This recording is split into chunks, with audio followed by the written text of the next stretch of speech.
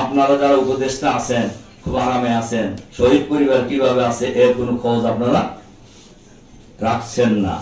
এটা জাতি সবই দেখছে, এবং আপনারা কে কোথায় আন্দোলন করছেন তাও আমরা জানি, কে কতটুকু আন্দোলন করছেন তাও আমরা জানি। কাজেই সরকারের কাছে আমরা আহ্বান জানাবো, শহীদ আহত পরিবারের প্রতি দেখা এবং তাদের সুচিকিৎসার জন্য কার্যকর ব্যবস্থা গ্রহণ করা। 3 নম্বর দাবি আমি জানাবো, যে আন্দোলন ফ্যাসিবাদের বিরুদ্ধে করতে গিয়ে 2000-এর অধিক লোক জীবন দিয়েছেন, 38,000 মানুষ রক্ত দিয়েছে, পঙ্গু হয়েছে।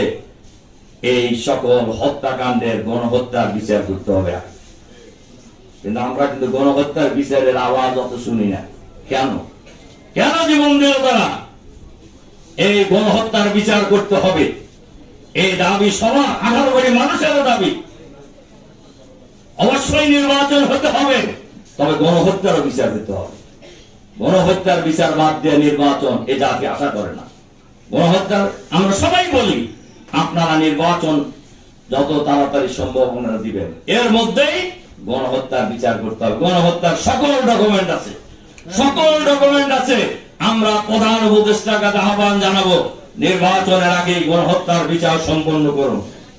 এখনো ফ্যাসিবাদের দোষর সরকারের ভিতরে বাইরে অনেক আছে, তাদেরকে চিহ্নিত করুন, তাদেরকে বিচারের আওতায় নিয়ে আসুন, গ্রেফতার করুন, তাদেরকে বিচারের মুখোমুখি করুন। আর প্রয়োজনীয় সংস্কার করে জাতীয় সংসদ নির্বাচন দিয়ে নির্বাচিত সরকারের হাতে ক্ষমতা হস্তান্তর করুন। এটা জাতির এখন দাবি। তবে আগের কাজগুলো আগে করতে হবে, এবং এটা আপনাদের ডিউটি। আপনারা ক্ষমতায় বসেন নাই, আপনাদেরকে ক্ষমতায় বসানো হয়েছে। এটা মাথায় রাখতে হবে যারা সরকারে আছেন। আপনারা ক্ষমতায় বসেন নাই, আপনাদেরকে ক্ষমতায় বসানো হয়েছে, তাই মাথায় রাখতে হবে।